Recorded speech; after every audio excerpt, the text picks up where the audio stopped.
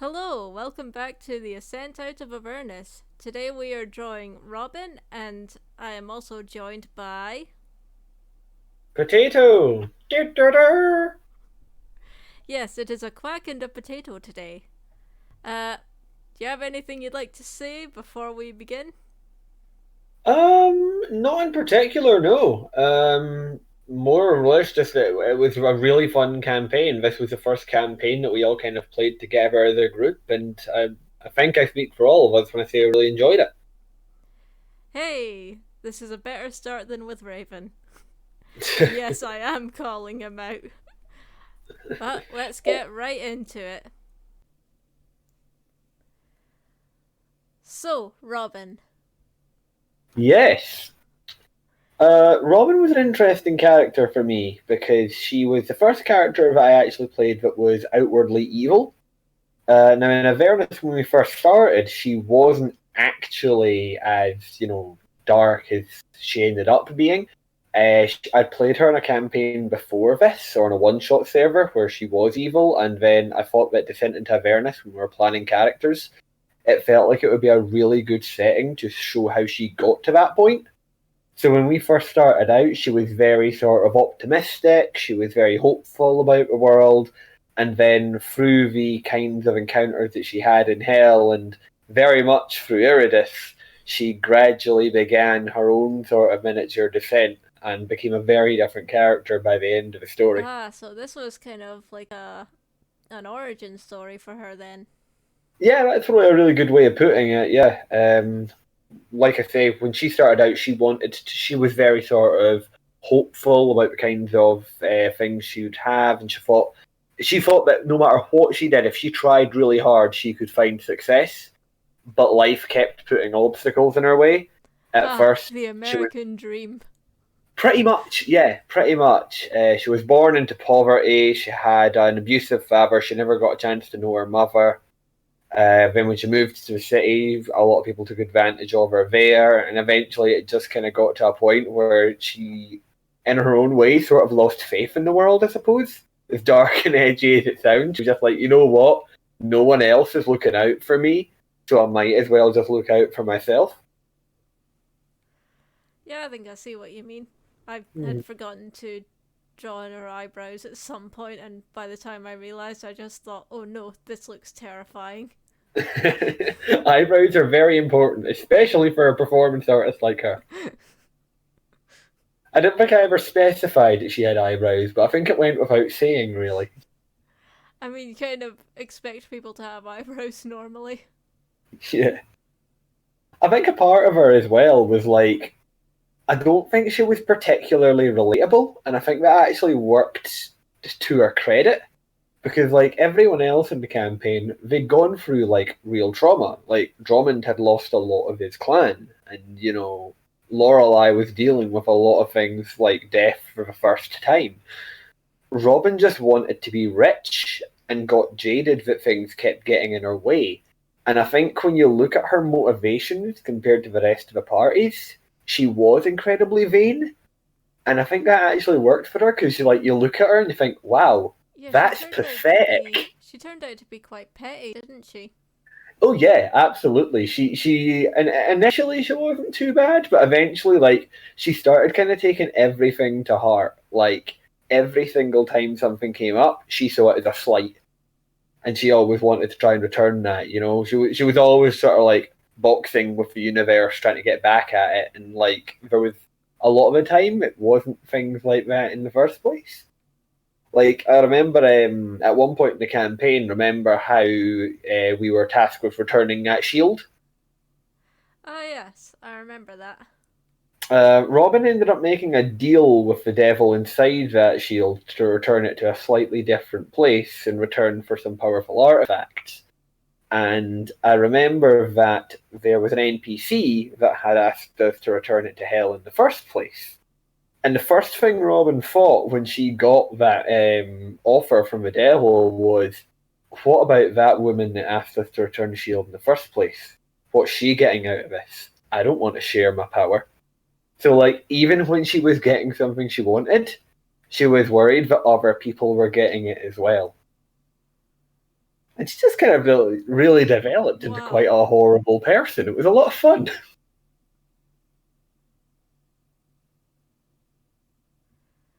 I do like the way that Wow, you've done Robyn, the art. you sure do suck.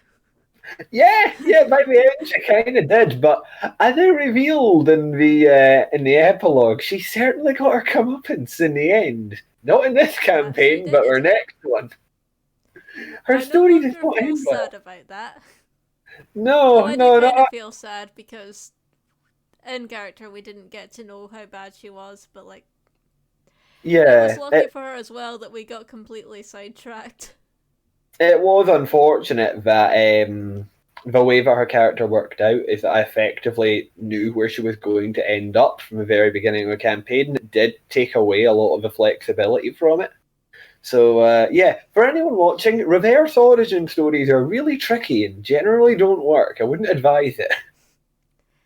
That's something I've been having fun with though with some of my other characters like Alethea. I've started playing in the Silver Wings, and I'm oh this was a thing where I've been watching Lavender Town again, so I've kind of been Shout trying out out to her. Lavender. I've been trying out her style of shading, and It's a nice way. it really helped with giving characters kind of a warmer sort of look about them, and just the way the shading and the coloring works. It's amazing just how much good shading can do. I'm learning a lot just watching this video back now. Like my shading style is much too soft, and just seeing it done in a different way is it's really nice. I But mean, as well, some of one of especially my when old you're styles was just it made the shading process so tedious, and I hated it. And then once I changed up my style, it got so much more fun to work on. oh yeah, I mean I think as I've said before, art is like 40% learning how to do something, and 60% learning how to take shortcuts. Like don't reinvent the wheel. But yeah, I think like one of the problems I had with Robin was it is difficult for me to play an evil character because I do like at the risk of sounding like a white knight, I do want to help my fellow party members. Like Robin was a glamour bard crossed with a life cleric. Like mechanically, she was a support through and through, a support and a control mage. So it felt really weird that she was like, such a selfish character, but at the same time, everything she did on the battlefield was helping others. Yeah, but it's kind of like how I've been trying to play Rona, and how I want to play Alethea is like they'll do very selfless things, but for selfish purposes. Yes, and one thing I would definitely like to emphasize to all those watching, if you're looking to play an evil character, that's great, go for it. But you've got to remember, everyone at the table is there to have a good time, and Yeah, your character's actions, however evil, shouldn't get in the way of the other players having a good time. They can annoy the characters, but not the players. So, yeah, like, that's the issue what I'm having with Alethea is how do I play her as just a rich snob that's really unlikable but also fun, so that when she gets her comeuppance, it's like, haha, you deserve this.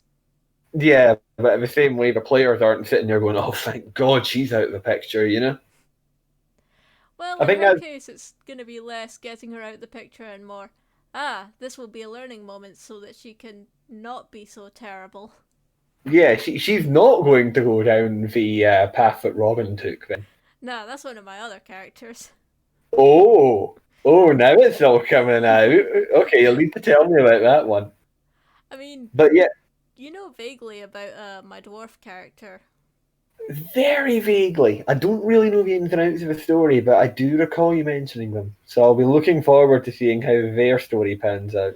I'll say this much. I know I can't add another character at the moment to the Silver Wings, and I definitely shouldn't because I've barely played Alethea and not at all in any quests. But I'm very tempted for my next my next character to just be uh the dwarf that is involved in her story. That would be fun. I do like links between characters like that. I don't think any of mine have got that right now.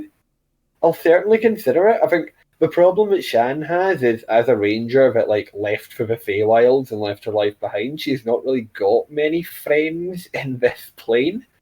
But I do like the idea of having characters being sort of intrinsically linked to one another. It definitely adds a lot in terms of building your own stories, I She think. will find a friend in Rona Yeah, I eventually. think we've done this weird thing where our current characters are effectively like two sides of the same coin. We're both The same inspired by the character, but same also thing. not. Yeah, it's uncanny. This has happened twice with this It character now, wasn't and I even love it. intentional. I don't know if I'm just horribly unoriginal or the ideas just work. Maybe it was meant to be. I'm not sure, because, like, my inspiration for Rona was just, I want to play a Selkie character. And I just like Fae. Like Fae are just a whole bunch of fun for me. It takes your thinking and the way that you perceive things and turns it all on its head. And I think that's a great opportunity for creative storytelling. I really like the way the yellow worked for Robyn in this. Like, it really gave her a lot of extra warmth. Yeah, yeah, Really absolutely. And I think contrasting against kind of what turned out to be a very cold heart. yes, I was about to say that. I love the contrast that you've got here between how she looks and the way she behaves. It was kind of like what was it? I think it was a Shakespeare quote. It was like be the what was it? Like be the flower, but also the serpent beneath it, or something. And I think that summed up Robyn beautifully. Like she looked like such a wonderfully kind, generous, warm person, but there was always something slightly wrong with her. Like you could look, in the end, she had molded and sculpted herself in such a way where her body was almost too perfect, and it went from being enchanting to being almost sort of eldritch, almost Mm-hmm. scary, because no human should look like that, you know. Yeah. Little Like bit of going, the demonic flavor coming through there. like, kind of going beyond with the whole Selkie thing of immense beauty. Yeah, But, like, with yeah. Selkies, it's not scary. Yeah, it was almost otherworldly. It was very clear that towards the end, this was like the magic of devils that was doing this. Mm-hmm. It wasn't something natural. Interestingly, though, she seemed to be very much aware that what she was doing wasn't right with that, because like she actually used it as a point against Zariel. Oh yeah, yeah. I think that was kind of her last sort of the last gasps of the person she used to be. Was like, you want to bring El Torel down here. El Torel's full of mortal people just like me. People who were at one point innocent. Look at what hell has done to me. Do you really want this for your people? And it was kind of like that one last way of her trying to get across what she was. A big thing for her in the way that she gradually descended was feeling powerful. Like, as a control mage, when she was able to stop a room dead with a single word, she realised that that felt really, really good. And I think that was a big part of how she gradually started to change. Because, you know, power corrupts. Yeah. And when she got a taste of that, she always wanted more. So, like, if she was approached outside of combat when it was relatively calm, she could actually be just show a little glimmer of the kind of person she was at the start of the campaign. But the more the time that she got to do that kind of thing, the worse she became. But yeah, evil characters are a lot of fun. They give you an opportunity to take storytelling in a very different direction, and Yeah, it's interesting to see a character change in that way. I just don't think I'd want to play a character that was evil right off the bat unless I planned for them to maybe become good down the line. Yeah. It Oh, would I be much more absolutely. interesting if a character is going to end evil that they start good or at least neutral. Yeah, I absolutely agree with that. It's definitely more of a challenge to roleplay because I think as well a lot of the time you'll find your character doing things that you wouldn't necessarily do, and I Yeah, think that makes things tricky. that's what I've struggled with playing Alethea. She's not even evil, but just because I'm not very good at playing main characters. Like I'm struggling to get across how snooty she is. You're just too nice. That's the problem. That's it. Curse my niceness. But also the But yeah, fact that the person she's interacting with starts going into, like, playing music and stuff, and it's like, that's just gonna put her in a good mood. How am I supposed to make her mean when yeah, she's so happy with the way the conversation is going? yeah. It's like, well, you've kind of underwritten the whole point of a character there. That was one Okay, thing she's that going I to be found. nice to you, but only because you're actually quite good at playing an instrument. That was one thing that I found with Raka. I played a Knoll at one point in the past, and a big part of her character was meant to be that her race wasn't trusted, and that they were just seen as like barbaric murderers. And the first thing that happened when I went into a tavern was someone lifted her visor up, went, "Oh, you're a Knoll. I'm a bugbear. Cool. Good to have you around. Hey guys, there's a Knoll here. Great." And I'm like, "Shit, this isn't what the plan was." You're not supposed to like me. Yeah, that's a bit, I feel like that's kind of the exact opposite of what happened with June and the revelation of what he was. Yeah, I think again, the whole thing comes back to make sure you're playing a character that kind of fits the campaign. Talk to your DM, see what sort of things that you can sort of expect from the world around you, and then you can build a character that fits that world. And as an evil character, again, be evil to the characters, not the players. Yeah, like that's my kind of thing with about, Alethea is gonna be. She's not had the chance to show it yet, but like because of certain experiences, she's pretty racist towards dwarfs, but she's not had any opportunity to interact with one, so at most, she's just a little bit snooty at the moment. Yeah, that element of her character hasn't quite been brought to light yet. Sometimes you just need those little kicks with certain things to pop up and flare up, and that can show the kind of person that your character really is. I do kind of like, though, that she's actually starting off as okay, this character is kind of likable, and then eventually it just gets to a point where out of nowhere she just becomes awful. She just says something, and Except that everyone just. it's been part of her character the whole time. I like the idea. She just kind of says something, and everyone stops dead. Like what? So that's gonna be fun. I'm looking forward to it. I need to get my next character up on the server as well. It'll be a good time. Yeah, I'm looking forward to seeing how she goes. First, we Mhm. gotta get some more development for Rona and Shan. One story at a time. We'll get Yeah, there. because Rona's on a timer as well. I know. I hate that she's on a timer. As more about my character comes to light, you'll see why that's such a big deal. Well, that'll definitely be something that will have to be revisited. Big time. But will any people watching this get to know? I know. The mystery deepens. Maybe we'll end up doing art of them. Who knows? Depends Quite on how popular possibly. it is. Yeah. If people ask for it, we will deliver. Yeah. I, I say that. I'm not the one drawing it. I mean, if I'm drawing your character, I'm sure I'll have you on again. Oh, I'd love to. Yeah, it's been a pleasure. I definitely plan to do this with when we get to the end of Call of Cthulhu as well. Ooh, that'll be good. I don't Wow, know how people are I'm gonna. gonna work the party into it because what I'm thinking at the moment is that I'm gonna try to get it looking kind of like a Lovecraft uh book cover, but specifically looking at Arkham House because I believe that was the first publisher that actually started publishing his books. Oh, that would be amazing! I'm so excited for that. People are gonna think I'm such a jerk, though. Like, yeah, here's my first evil character, and here's my second evil character. I I'm mean, to sending a be fair, bad it's message Call here. of Cthulhu. Even if you start with a good character, it doesn't seem likely that they either end up evil or dead. Call of Cthulhu isn't it's not a campaign setting known for its happy endings.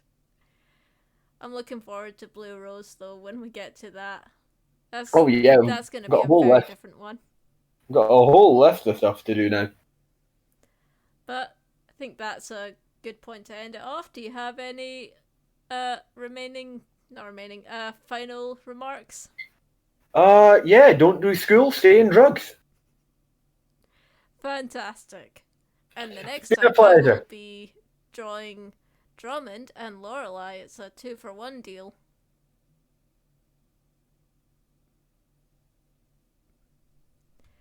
So with that, goodbye for now. Fare thee well.